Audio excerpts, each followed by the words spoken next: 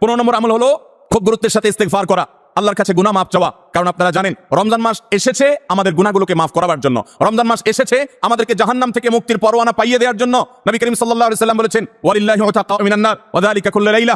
রমজানের প্রতি রাতে আল্লাহ তাআলা অসংখ্য অগণিত মানুষকে জাহান্নাম থেকে মুক্ত, অমুক জাহান্নাম থেকে মুক্ত, অমুককে জাহান্নাম থেকে মুক্ত ঘোষণা করা হলো।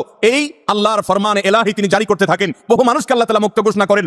একজন ঈমানদার বান্দা এই আল্লাহর তাআলার সাধারণ ক্ষমার অফার নেওয়ার জন্য তিনি চোখের পানি ফেলে দোয়া করবেন। তিনি বিভিন্ন সময় দোয়া করবেন, আল্লাহ রমজান মাস চলছে, এটা গুনাহ মাফ করানোর সময়, এটা গুনাহ মাফ করার সুবর্ণ সুযোগ। আপনি আমার গুনাহগুলো মাফ করে দিন, আমার ভুল ত্রুটি মাফ করে দিন। সারা বছর আমি অনেক পাপ করেছি, আল্লাহ আপনি আমাকে ক্ষমা করে দিন। আমার হিসেবে যত আমলনামাতে যত গুনাহ আছে সবগুলো আপনি ডিলিট করে দিন। আল্লাহর কাছে মাফ চাইতে হবে। নবী করিম সাল্লাল্লাহু আলাইহি ওয়াসাল্লাম বলেছেন, জিবরিল এসে তার কাছে প্রস্তাব পেশ করেছেন আল্লাহর তরফ থেকে, বাউদামান আদরাকা রমাদান ওয়া লাম ইগফার লাহ।